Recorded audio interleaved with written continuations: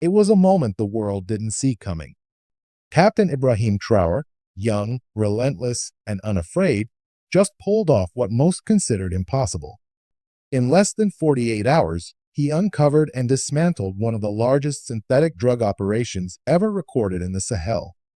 10 tons of amphetamines, hidden beneath the guise of agricultural aid, intercepted on the soil of Burkina Faso itself. But this isn't just about drugs. Behind the trucks and crates lay a tangled web of financial laundering, diplomatic loopholes, and fake foreign partnerships.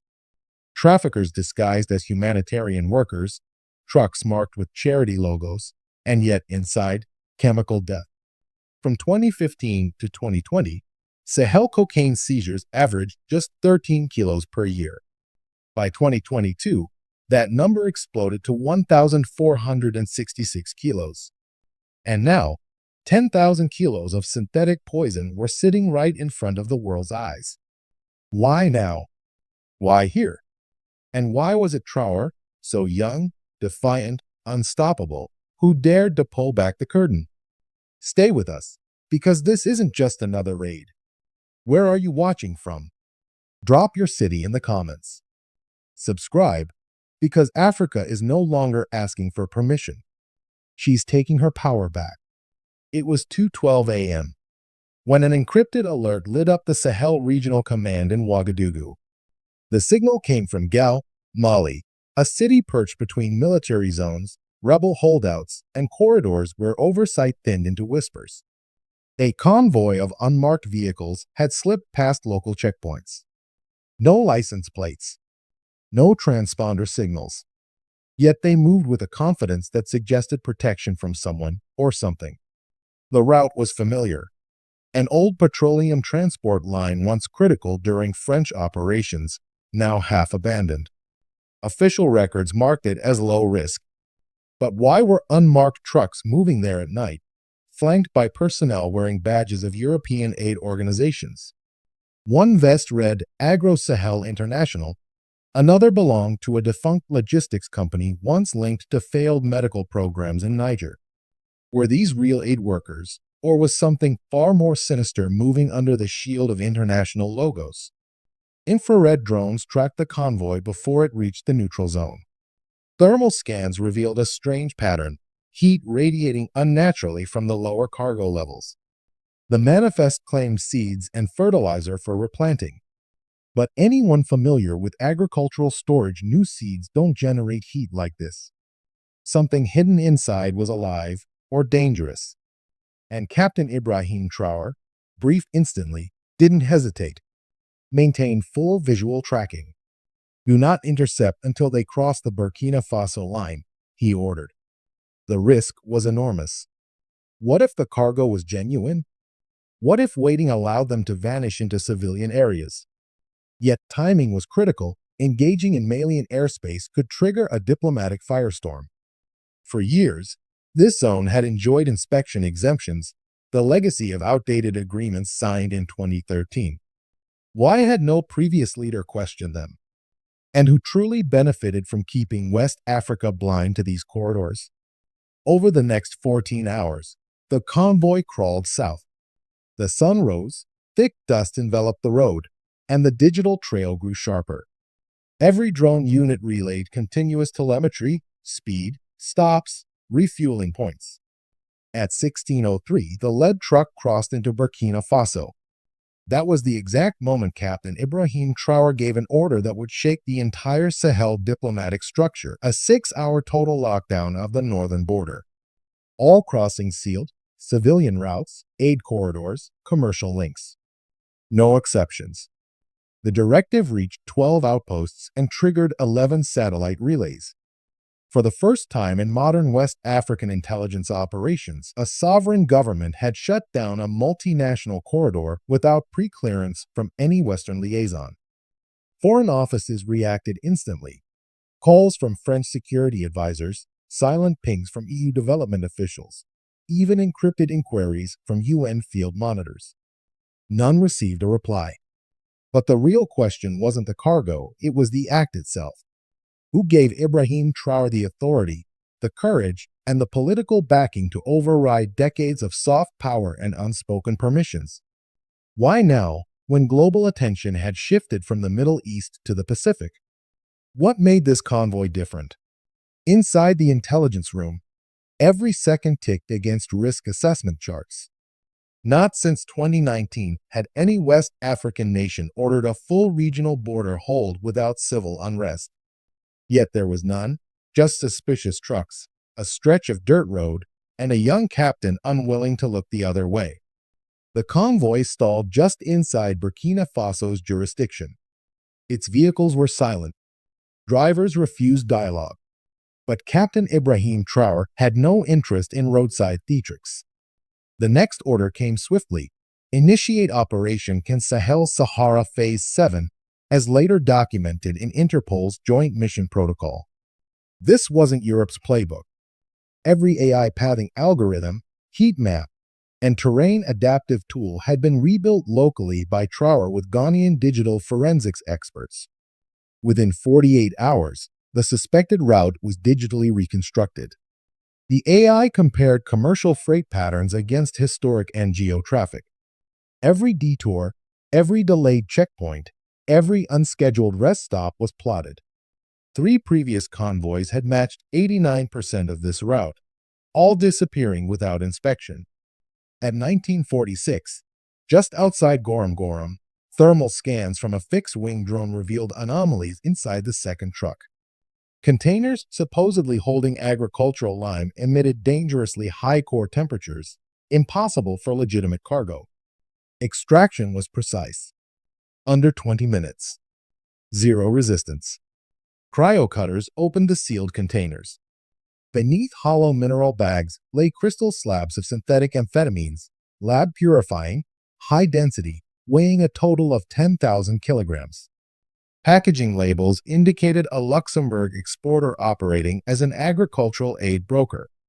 On the street markets of southern Europe, this haul was worth nearly $90 million.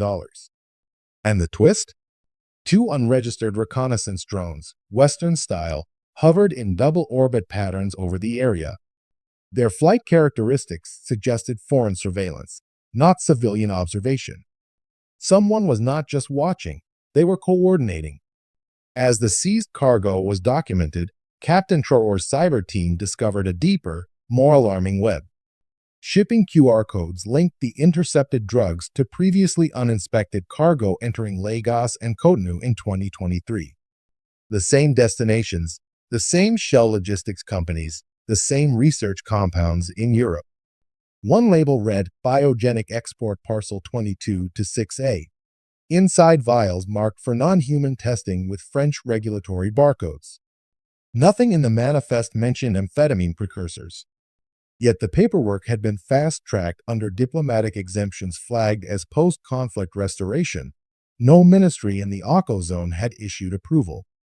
Financial trails led to a conglomerate in Basel, Switzerland, with holdings in pharmaceutical supply chains and a board member previously part of the European Medicines Agency. It was a shadow structure operating beneath the facade of legitimate aid. When Traore went public, the reaction was immediate. The Ministry of Foreign Affairs in Paris requested confidential dialogue. EU policy groups issued statements of regret. But Captain Traore stood firm, distributing evidence through open-source diplomatic channels. Independent fact-checkers in Kenya, Ghana, and South Africa verified the documents. The West African Union for Security and Transparency endorsed the disclosures. International media coverage began to fracture. Headlines highlighted EU relief shipment detained, avoiding mention of the 10,000 kilograms of methamphetamines. Traore's refusal to negotiate quietly or soften the narrative exploded on social media. Hashtags like #8exposedroutes trended. Youth stitched his speech into montages with subtitles, banners, and commentary. Africa, for the first time in decades, was exposing systemic manipulation instead of waiting silently for foreign approval. Within hours of Captain Traore's public release, political leaders across West Africa began to respond. Ghana's President Nana Akufo-Addo issued a televised statement affirming Burkina Faso's sovereign right to investigate all incoming cargo. Nigeria's President Bola Ahmed Tinubu expressed concern over the exploitation of aid mechanisms by multinational actors. Algeria and Chad pledged legal and technical support to verify historical shipments. What had seemed like a single seizure now revealed an entirely compromised legal ecosystem designed to make scrutiny optional. In media and political circles, Traore was no longer a loan officer. He became a symbol of moral authority challenging decades of buried duplicity. European policy analysts scrambled to respond, while African Union bodies began drafting protocols for enhanced customs transparency. University experts in Ghana, Kenya, and South Africa began analyzing the Interpol report, confirming the robustness of Burkina Faso's evidence chain. Across social media, the African youth celebrated a moment of audacity, sharing clips, hashtags, and commentary on sovereignty and accountability.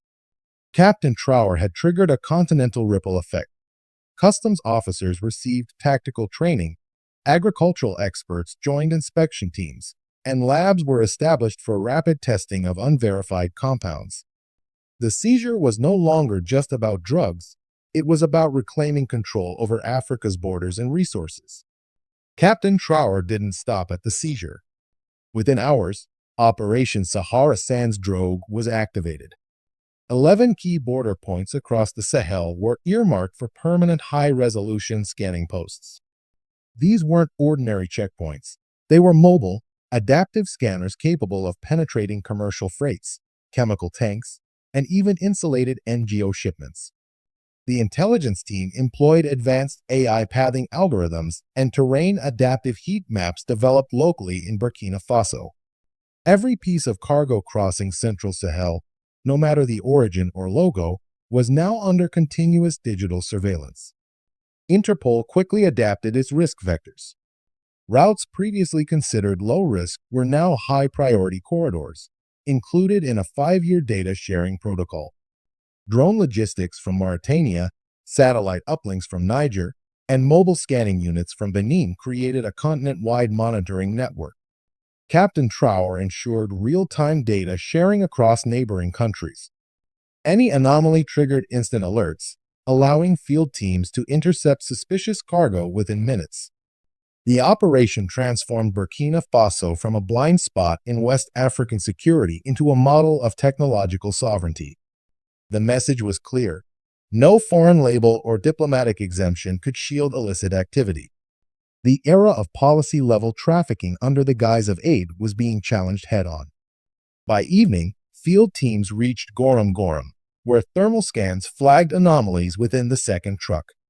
Containers labeled as agricultural lime were emitting unusually high core temperatures. Trained analysts immediately suspected concealed illicit material. Cryocutters carefully unsealed the containers. Beneath hollow mineral bags lay 10,000 kilograms of synthetic amphetamines, high-density, lab-purifying, and packaged under the guise of legitimate European aid. The street value in southern Europe was estimated at $90 million. Meanwhile, 2 unregistered drones were caught in a double orbit pattern over the area. Their design and flight signals suggested foreign surveillance, hinting that external actors were tracking the operation in real time. Burkina Faso's forensic division, alongside Ghanaian tech units, began document analysis. Shipping QR codes revealed uninspected cargo routed through Lagos and Cotonou in 2023 with the same destinations in Europe. Vials marked for non-human testing carried no mention of amphetamine precursors, a clear attempt to evade scrutiny. Financial and registration analysis traced the cargo back to a seemingly legitimate NGO, Agri-Development West Africa, with anonymous Luxembourg headquarters and a parent company in Basel, Switzerland, previously investigated for precursor chemical violations. This operation revealed a shadow network where chemical trafficking, fake aid organizations, and diplomatic loopholes were systematically exploited. The forensic breakthroughs provided irrefutable evidence of large-scale synthetic drug movement masked as humanitarian aid. News of the seizure spread like wildfire. Within hours, Interpol's West Africa directorate confirmed it was the largest synthetic drug bust in West Africa since 2025. Media headlines across Europe and Africa framed it as a controversial NGOA disruption, carefully avoiding the mention of amphetamine purity or thermal evidence. Diplomatic channels exploded with calls and messages. France's Ministry of Foreign Affairs requested confidential dialogue. EU policy consortiums issued statements expressing regret, painting the action as an overreaction. Yet, Captain Ibrahim Traoré remained unyielding, distributing all evidence through open-source diplomatic channels, refusing private negotiations or closed-door diplomacy. Independent verification came quickly. Fact-checking platforms in Kenya, Ghana, and South Africa confirmed the document's authenticity. The West African Union for Security and Transparency publicly endorsed the findings. The political tension escalated as leaders across Africa began aligning with Burkina Faso's stance. Ghana's President Nana Akufo-Addo affirmed sovereign rights to inspect cargo, and other nations pledged legal support for historical inspections. International media, initially skeptical, began covering the systemic nature of illicit aid trafficking, exposing decades of diplomatic and legal loopholes. Social media erupted. Hashtags like #AidExposed and #AfricanLivesMatter dominated TikTok, Instagram, and Twitter. Young Africans stitched together montages of Traoré's statements, spreading awareness faster than traditional media could spin the narrative. By the end of Step 9, it was clear. This was no longer just a bust. It was a statement on sovereignty, accountability, and the audacity of one young African captain to challenge entrenched global systems. Following the public exposure, Captain Ibrahim Traoré initiated a sweeping policy overhaul across Burkina Faso. Operation Sahara Sans Drogue was formally declared, marking the beginning of permanent infrastructural and procedural changes. 11 key border points across the Sahelian belt were earmarked for high-resolution scanning posts, fully equipped with mobile adaptive scanners capable of penetrating commercial freight, chemical tanks, and insulated NGO shipments. Customs officers, once resigned to routine inspections, now received advanced tactical training, and agricultural experts were embedded in inspection teams to verify claims of seed or aid shipments. Labs were established in Gorom and Diapaga, capable of testing unknown compounds within 90 minutes of seizure. Real-time data sharing with partner nations created an unprecedented intelligence network, preventing illegal cargo from slipping through unnoticed. Beyond national borders, Burkina Faso's actions triggered regional cooperation. Nigeria, Chad, Algeria, and other Sahelian nations offered airspace access, drone logistics, and satellite uplinks to strengthen surveillance. Interpol signed a 5-year data sharing protocol, extending core monitoring to West African humanitarian routes previously overlooked. The policy shift wasn't just about enforcement. It was symbolic resistance against decades of foreign exploitation disguised as aid. For the first time, African nations took control of their corridors, reversing the flow of oversight that had historically favored external actors. The new measures ensured no shipment could bypass scrutiny, setting a precedent for sovereignty, accountability, and self-reliance. By the end of Step 10, the Sahel region had transformed, from a blind spot of international oversight to a hub of disciplined, tech-enabled enforcement, all under the leadership of a young captain refusing to be silenced.